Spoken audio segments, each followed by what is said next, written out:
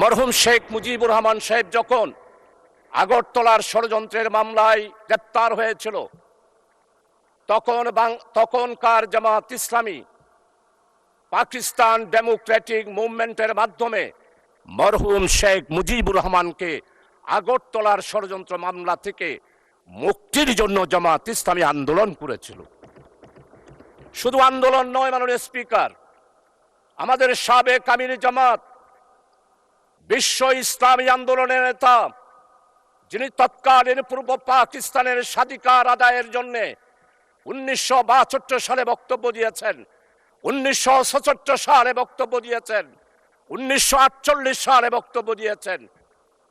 মরহুম শেখ মুজিবের মুক্তির জন্য যে ডাইরেক্ট অ্যাকশন কমিটি হয়েছিল, সেই অ্যাকশন কমিটির সেক্রেটারি ছিলেন অধ্যাপক গোলাম আজম, এবং জামাত ইসলামী ছিল সেই জোটের একটি সংগঠন। আর জয়েন্ট সেক্রেটারি ছিল জনাব আব্দুস সামাদ আজাদ সাহেব। মরহুম শেখ মুজিবুর রহমানের আগরতলা ষড়যন্ত্রের মামলা থেকে মুক্তির জন্য সবচেয়ে বেশি অর্থ যোগান দিয়েছিল তৎকালীন পাকিস্তান আমলে জামাত ইসলামী মাননীয় স্পিকার। তাই জামাত ইসলামের ইতিহাস হচ্ছে মানুষের অধিকার প্রতিষ্ঠার ইতিহাস। জামাত ইসলামের ইতিহাস হচ্ছে গণতন্ত্র প্রতিষ্ঠার ইতিহাস।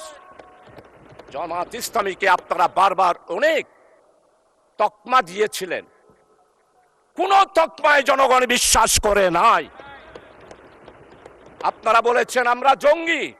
জনগণ 12 তারিখের নির্বাচনের মাধ্যমে প্রমাণ করেছে জামাত ইসলামী জঙ্গি সংগঠন নয়, গণতান্ত্রিক, নিয়মতান্ত্রিক, সাংবিধানিক একটি আন্দোলন এবং সংগঠন।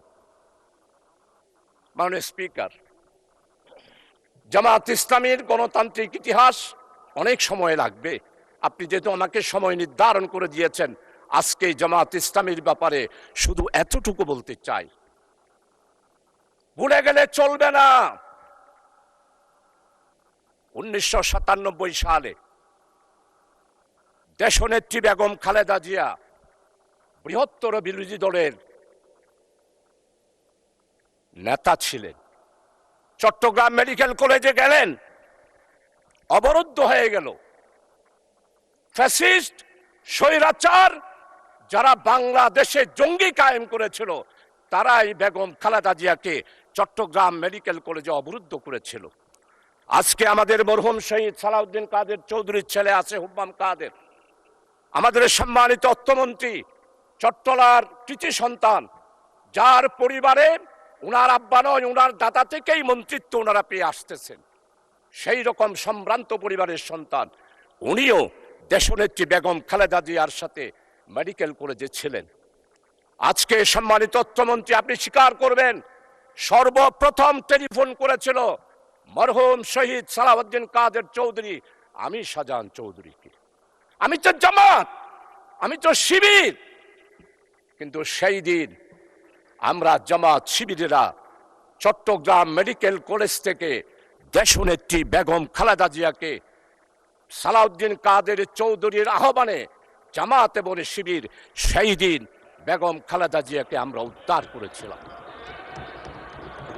মাননীয় স্পিকার, আজকে স্বাধীনতার কথা বলা হয়, সর্বপ্রথম একটি মাত্র রাজনৈতিক দল পূর্ব পাকিস্তানের স্বাধিকার কোন পথে আসবে এই ব্যাপারে সর্বপ্রথম পূর্ব পাকিস্তান থেকে যিনি বক্তব্য দিয়েছিলেন তিনি হচ্ছেন প্রফেসর গোলাম আজম।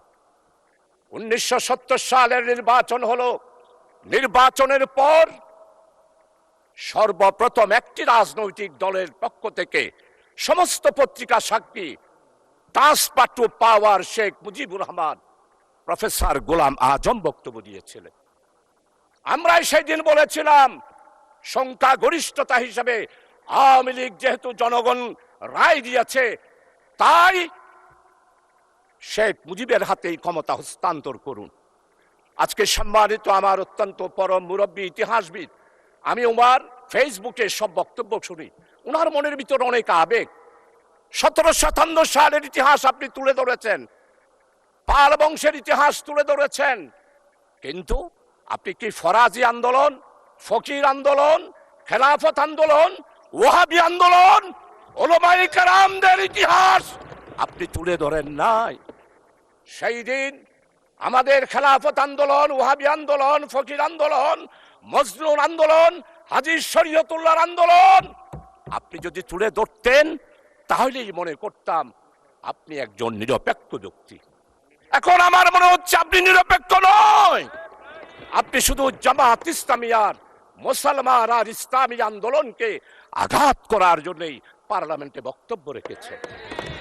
আমার নেতা, আমাদের অপোজিশনের লিডার, উনি মুক্তিযোদ্ধার পরিবারের সন্তান, শহীদ পরিবারের সন্তান, এটার উপরও আপনি আঘাত করেছেন।